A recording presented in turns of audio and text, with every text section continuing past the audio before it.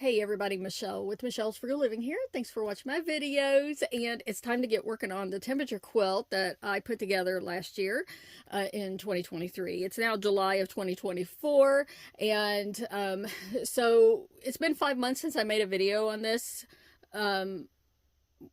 maybe close to 6 months. It was back in January. Anyways, my dad got sick, and so I had to put everything on hold and take care of him, get him better.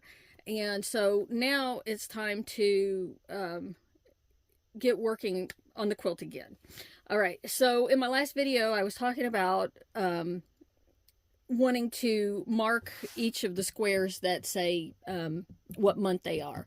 And so each month starts out with a half triangle square with the average high and the average low for the month. And so I want to put January on there. This is the very first block on the quilt and everything. And I'm going to hand embroider him with some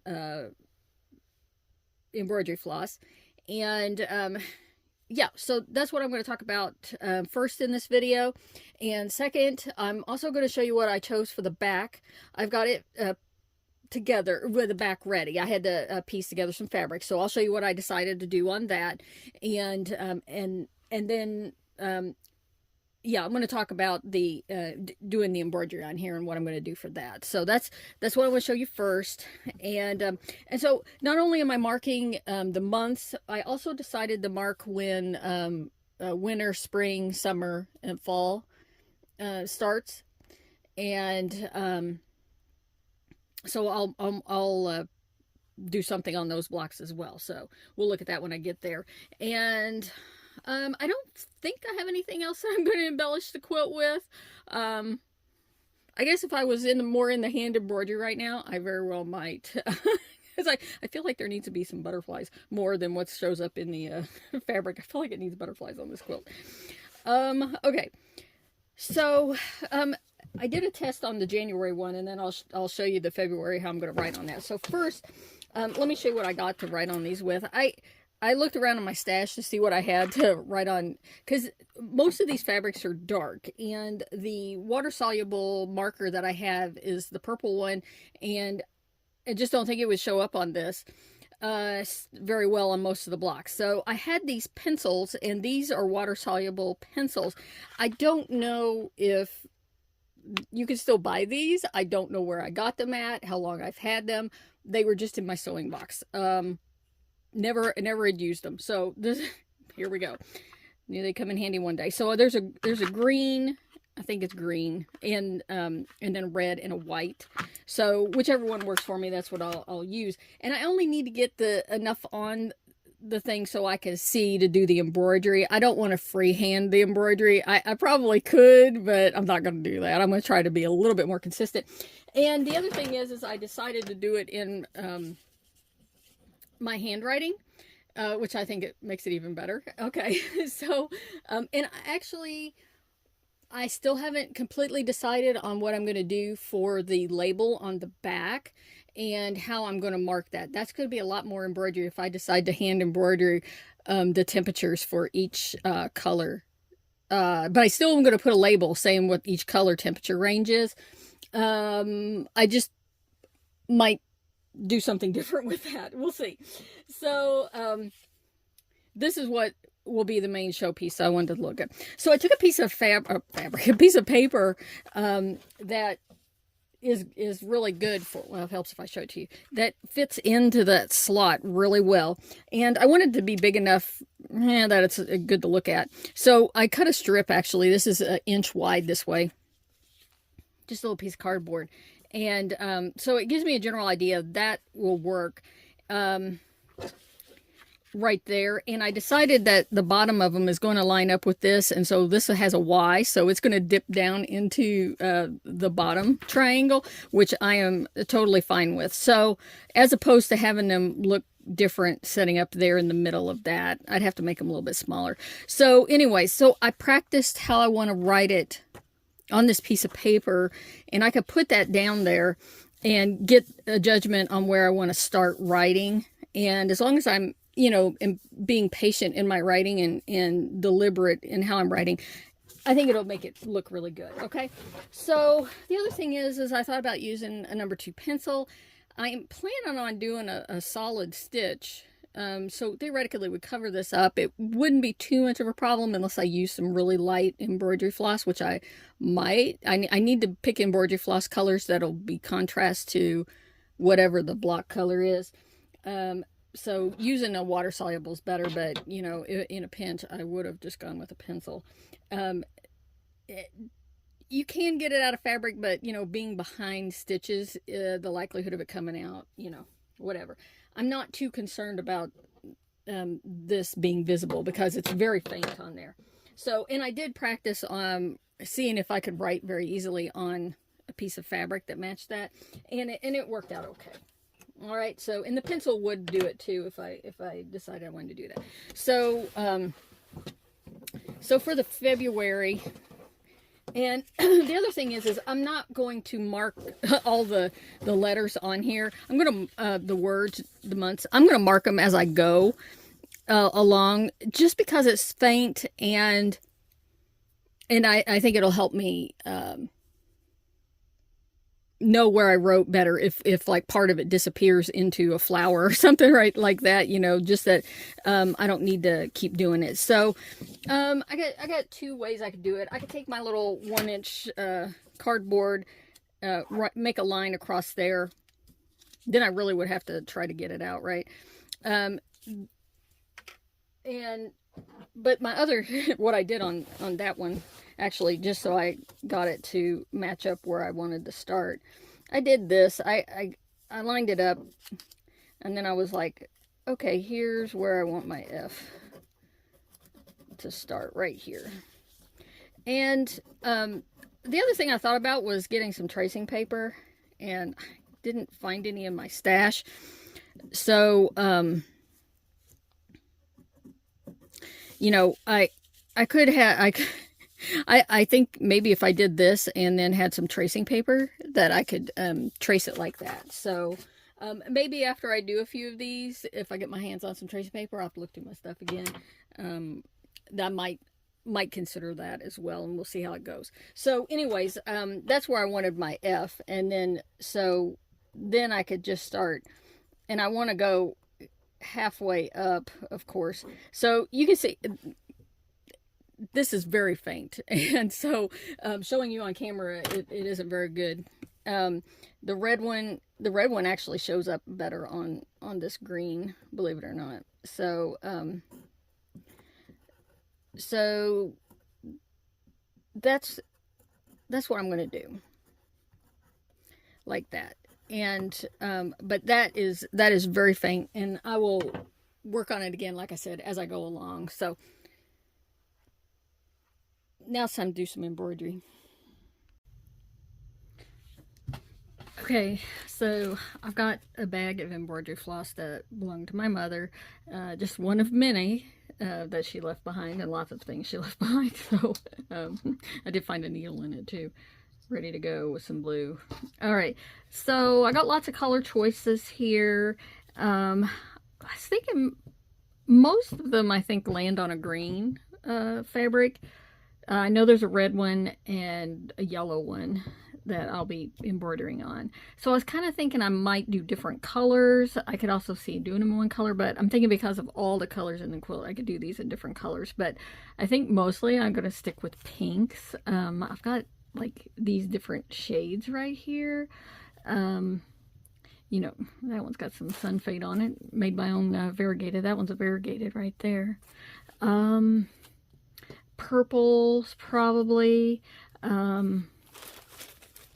So I'm probably just going to pull some out of the ones that I like, and then I'll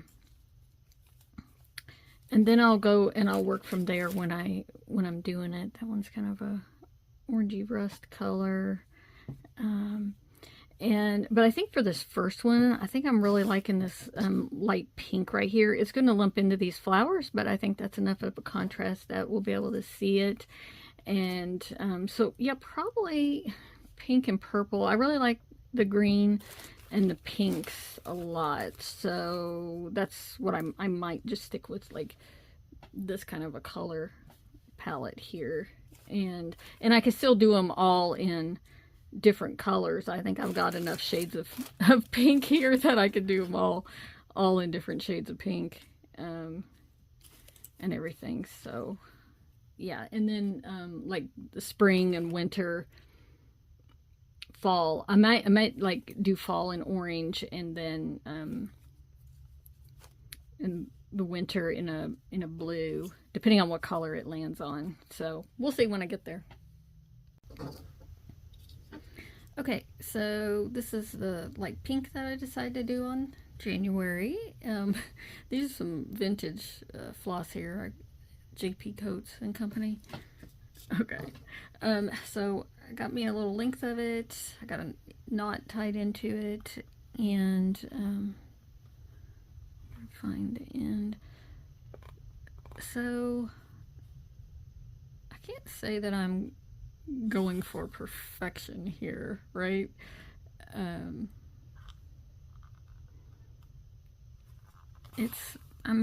going for making it look like it's hand script. So I came up, probably would have been better if I came up there and then looped back around and came back up there, but that's what I did.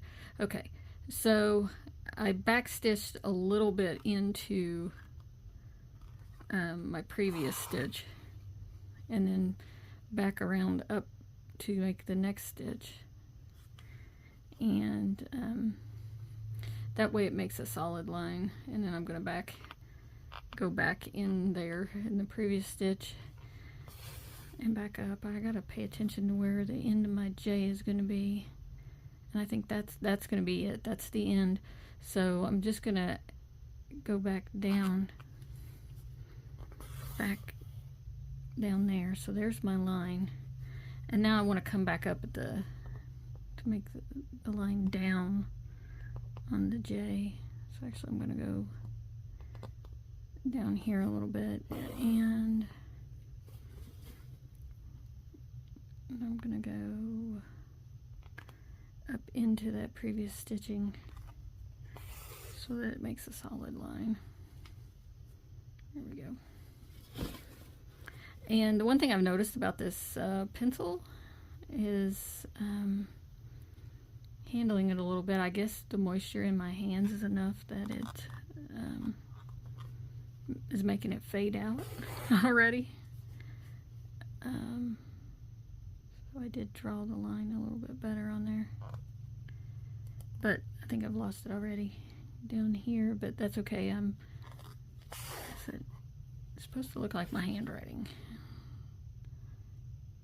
And yeah, this is not going to be the most exciting thing to watch, so I'm not going to film this whole thing, but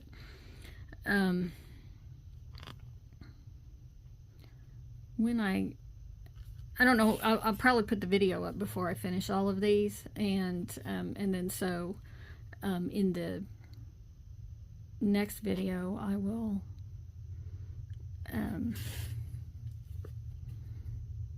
I gotta kind of round the corner here on the J, so I'll take some smaller stitches. I need to make my thread longer here. If I could separate my thread. Where is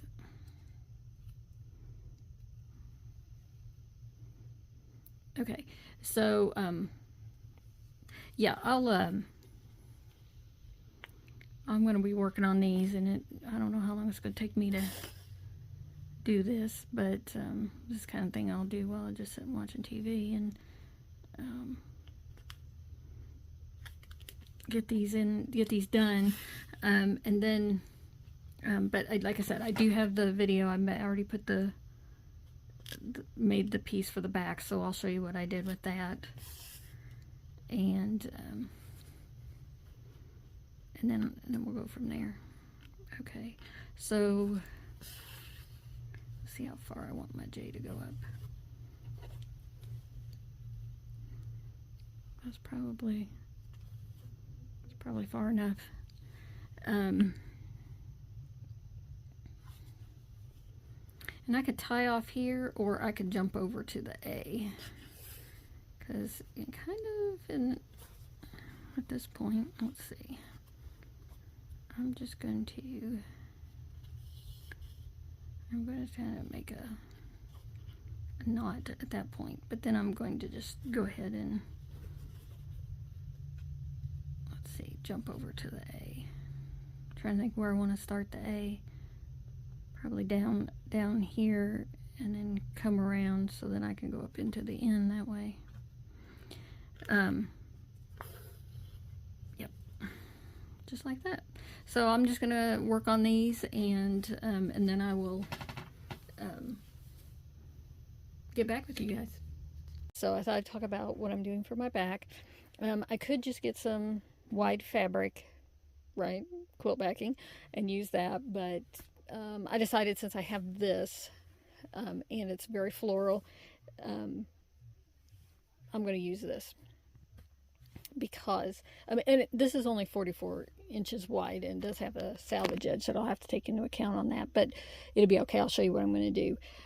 But the edge of it is faded right here, and so and you can see I have a lot. So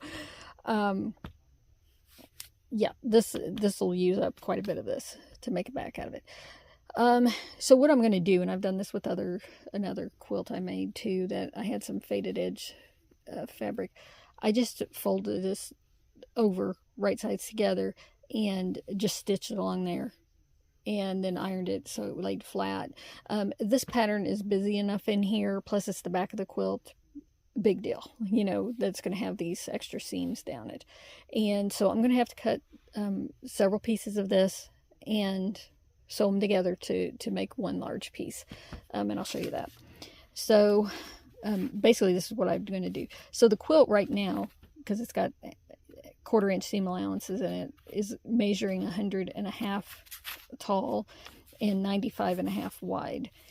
And so what I've decided to do is cut the fabric this direction and strip it like this.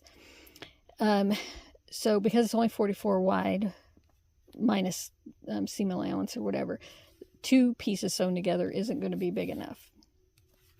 Basically, I need about 14 inches or 15 inches again down here, okay, to get this full width.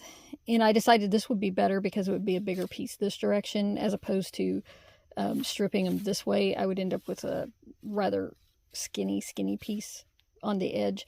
So I decided to go this way. So what I've decided, I'm going to go ahead and cut them, because you always want extra for the back, so that when you're doing your quilting, and I'm going to hand quilt this, you know, it has room to move in case it's off center or something, and you never cut the back exactly the same as the front. It's always bigger. So I figure if I cut this 100 inches long, sew those together, and then I'll cut 50 inches, and then I'm just going to go ahead and just cut it on this. So 22 more inches here will give me plenty. It's like it'd be about like 109 or 110 inches tall, which will give me plenty of wiggle room around the edges. So that's what I got to do. So I'm going to go ahead and get that cut and sewn up. Okay, so I got one large piece now for the back, and here is a seam actually right there. And with this busy of a pattern and this darkness of it, you know, and especially after I get it quilted, that really won't be noticeable unless somebody really goes looking for it. So I'm not worried about that. The one thing I did notice about the fabric, and I'm glad I thought about it before I got it sewed up, was it is directional, even though it kind of looks like it's not. This flower always goes that way, these flowers row goes this way, and that one always goes that way. So I made sure that I did line them up properly so that all those flowers on the different pieces went all the same direction. So just in general, that, because I think that's something that would stand out later on. So I've got that ready. I've got my batting ready, piece of batting, and there's my January. So I got it all stitched up, and I think it turned out really well. So like I said, the one problem I did have is that there was enough moisture in my hand that caused that line to keep disappearing on me. So I just had to go with the flow. All right. Yeah. That didn't take me very long, so it won't be very long before I should be able to get the rest of them stitched up and anything else I want to put on the quilt done. And I got my pile of colors that I'm going to work with right there. So yeah, that's it for this video, and hopefully it won't be too long before I get the next one. And in that one I will show you these and hopefully be making my quilt sandwich and then get the quilting started. Thanks for watching.